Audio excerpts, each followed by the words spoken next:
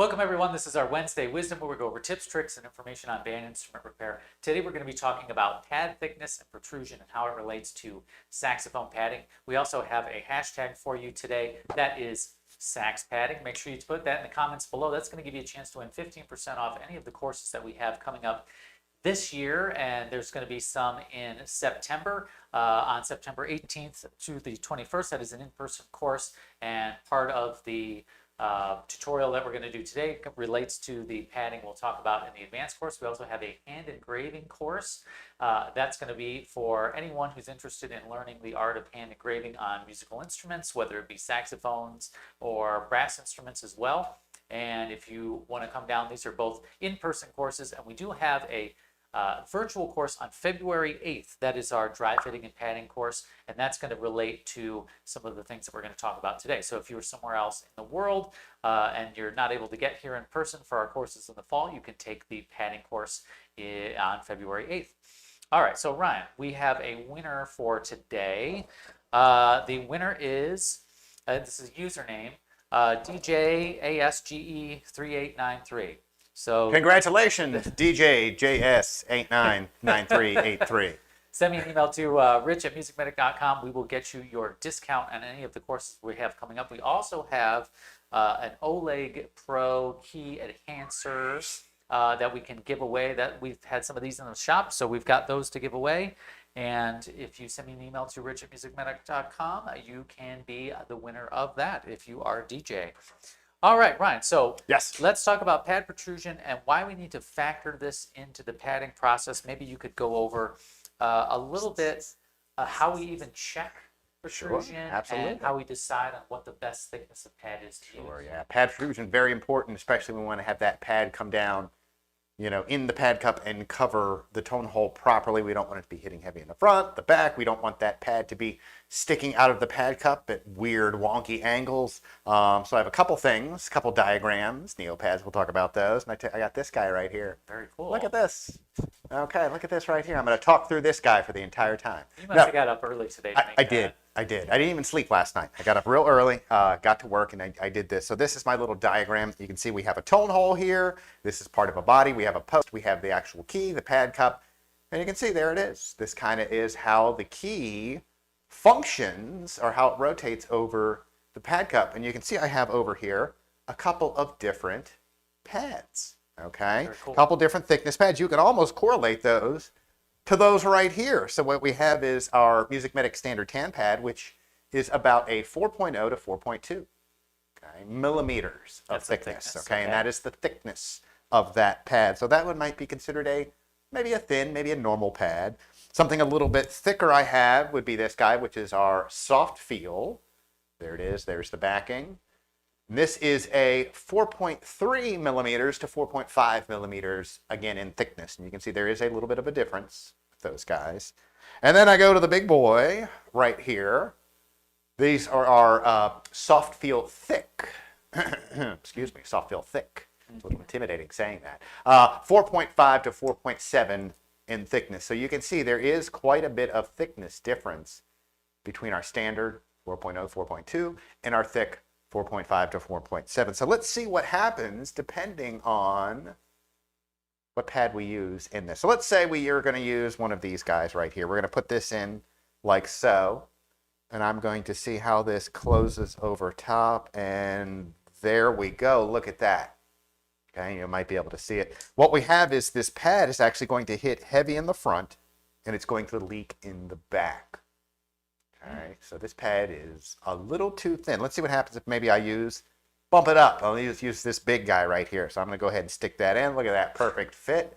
This is going to come down, and what's going to happen is, boom, it's hitting heavy in the back now. Now, sometimes you can actually crush this pad closed, squeeze it, but you notice still a little bit of a gap. It's not the best thing. So really what we need is the Goldilocks, the one that's just right. Not too hot, not too cold, not too thick, not too thin.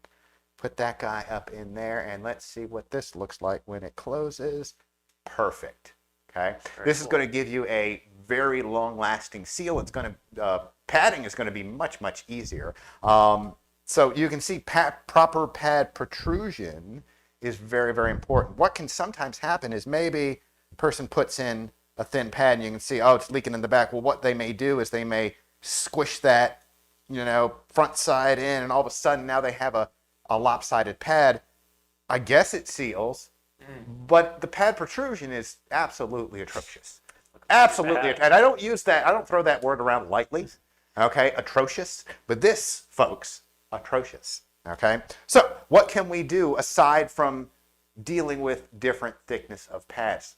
Okay. I have some RooPads here, and these, again, the nice thing about MusicMedic, we can customize whatever thickness pad. So if you want a chocolate RooPad in a 4.5 to 4.7 thickness, we could do that. Okay. We're going to talk about Neopads. Okay, here's a thing about Neopads, though. Neopads only come in one thickness. Okay, so we do some different things. Here are 3 hints right here to change the thickness of that. So how do we deal with pad protrusion when we don't, let's say, have the right thickness of pad? Maybe it's too thin. Okay, well, a couple things, and I've laid them out here, is you can work with shims, and these are just the backings of pads. We sell these shims, different sizes. Or you can play around with your adhesives. Okay, now, before the technicians that are watching this start typing in, guys, calm down. Let me tell you right now, there is some controversy on using. Yes. There's some. There's a lot of controversy on using shims for saxophone pads. In the flute world, shimming, partial shimming, full shimming, it's a normal thing. In saxophone worlds, we're still kind of not really open to the idea of shimming. Now, I will say this. I never use a partial shim, so I'm not going to cut this in half. If this is leaking in the back, I'm not going to cut this guy in half, okay, and put a partial shim just in the back here. I'm going to use a full shim that's going to bring everything out, and hopefully now my pad protrusion is better. So sometimes you might need to use shims, especially if you don't have the correct size thickness. Let's say the pads that you get only come in one thickness, or maybe it's going to take a few months for you to get those pads in, shipped from wherever. Yes. Okay. Maybe you have to use a shim. Okay. Don't use partial shims.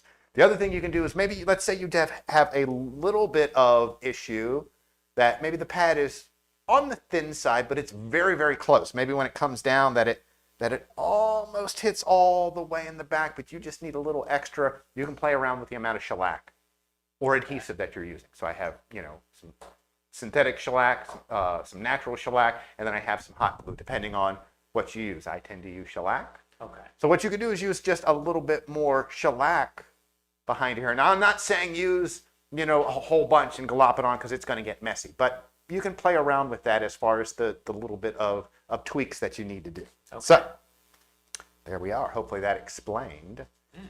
There we go. There's my pad protrusion. Now, Ryan, can you also show us how to install a pad shim? I can, absolutely. So what I would do, let's say I'm installing this pad right here into this pad cup. My method for installing shims, first off, whole shims only. Do not use partial shims. Okay.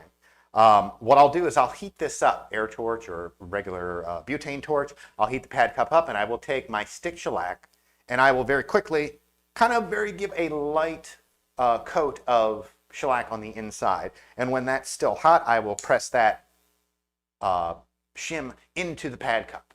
Okay? Hopefully getting all the air bubbles out, and this is properly attached to the back of the pad cup. And then I will install my pad like I normally do. I put the shellac on the back, I flatten it out on a cool bench block, I then heat this up, and then I install it. I don't attach the shim to the back of the pad because sometimes you can get air gaps in there. Okay, so I want this pad cup to have no air gaps, which is why I glue the shim to that. And then I put my regular amount of shellac and pad over top of that. That is my method for putting shims. Another thing that you can do if you don't want to do the whole shim method or play around with the amount of shellac, is you can actually bend this guy, and that's part of dry fitting. If I have a pad that's maybe a little too thick, boom, I would maybe bend that, maybe right in here, bend it down. So what happens then is that thick pad, this key cup is oriented properly, and then it comes down. And we also have another video on the 4 variables of. I think it's up to 17 variables. The different variables 17. of pad installation. We also have a video, a complete article on that too at MusicMedic. Yes. The repair guides section. Yeah. All right, Ryan. So that is traditional pad Traditional installation pad. and dealing with pad protrusion. What about Neopads? How do we deal with pad thickness and protrusion with Neopads? Neopads, here we are. Here's my Neopad.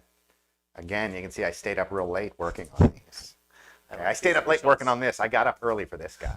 Okay, so here's my Neopad. You can see there's that base where it gimbals just like this. What I can do to check to see if my Neopad fits is I can take my Neopad, and on the back they all come pre-installed with our standard spud, which the base of this is about a 0.5 millimeter. I can put this into the pad cup and I can actually check to see if it wiggles back and forth. This one doesn't. Okay? Meaning I need a thicker pad. In actuality, what I need to do is I need to change the thickness of my spud. So what I'm going to do is I'm going to snap this guy out, pull that guy out like so, and I'm going to go up to, let me try the medium spud. Okay, the medium spud, the base on this is about 1 millimeter. Okay. So it's probably 0.5 millimeter taller. The one thing I will also mention is on the spud here, there's a very tiny pin. We actually have a slideshow of that. There they are. There's our spuds. There they are. Yep. So there's that tiny pin on each one of those spuds. What you have to do is you have to line that pin up with the slot on the back of the pad, and there's the slot right there. The best way I've found that this works is if I hold the spud so that the pin is facing directly at me, due north, and I'm going to take my slot, hold that again up and down, and I just click everything in like so. Okay. Now I can go and put this in and I can check to see. I don't really, again, have much of a tilt. This is a fairly deep pad cup, so again, I can take this off. I can now move up to my tall. So I have my 3 choices just with with my standard pads. Again, put my pin facing north, line my slot up facing north, snap it in, and that pin prevents the pad from. Oh, sorry. There we are. The pin prevents the pad from rotating 360 degrees. I'm Gotcha. holding onto that spud so you can see it doesn't rotate all the way around. And now I can put that back in, and that's exactly what I'm looking for. I have another example here. There's my Neopad. So again, when I install it into my pad cup, I'm just kind of dry fitting. You can see it has a little bit of space that allows it to pivot back and forth. That one would be fine, no problem with that. Let's say I go to a deeper pad cup, which is kind of what we had here. If you guys are familiar with working on cons, 10Ms, 12Ms, 6Ms, they have fairly deep pad cups. And when you put one of these guys in, you can see it bottoms out, doesn't even touch it, and it's not going to pivot back and forth. That's when I switch to a larger spud. Hey, look at that. There it is. There's my larger spud. I put that guy on, and I can now pivot that back and forth. Okay.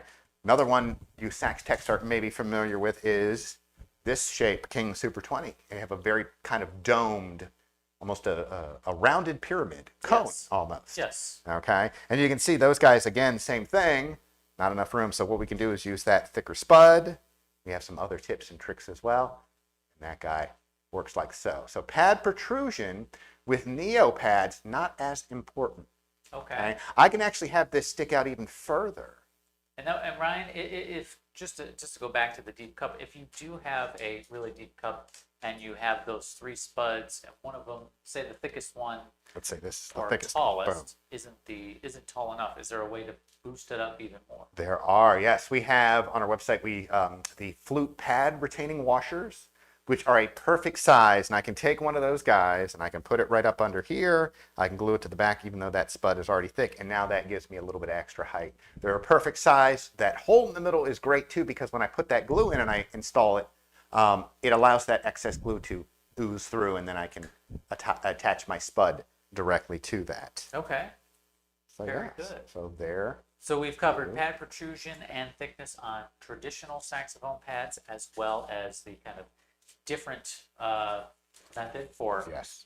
Neo pads. What about the glue for Neo pads? What glue? I see you have the shellac there. I got the shellac and the hot glue, which is what a lot of techs will use for installing traditional pads. Okay, but for the Neo pads, you're going to be using this stuff right here, which is our rubber toughened super glue. Super durable, absolutely fantastic and it dries quick. I think it says on the bottle 20 to 45 seconds. So it's much, much quicker. You just do a little dab on the back of the spud, install that into a clean pad cup, and you're pretty much ready to go. So with that, Ryan, do they need a torch to use to No, install Neopads? I'm not even going to let you finish that question. No, there is no torch. You don't need a torch with this. And honestly, you don't really need to do a lot once you install a Neopad. It levels itself, which is absolutely fantastic. Easy to change out as well. Okay, pro players love them. I know you do. Yep. Yeah, I've been using them about a year and a quarter now, and I haven't really worn the pads out. I've worn a couple of the spuds out. We had to change those, but pads response is still good. I can still play low B flat, and Nice. I can still play low B, which is my test. Yeah, I still have good response down low, so that's really cool. Nice. So Ryan, I think that's going to do it for now. I don't have any more questions for you. We're going to be back next week with another saxophone topic. We're going to talk about all of the all things Busher snaps, Norton springs, and all of the interesting characteristics about Busher saxophones. So we'll be back next week with that. Make sure you take that hashtag, put that in the comments below, and that's going to give you a chance to win off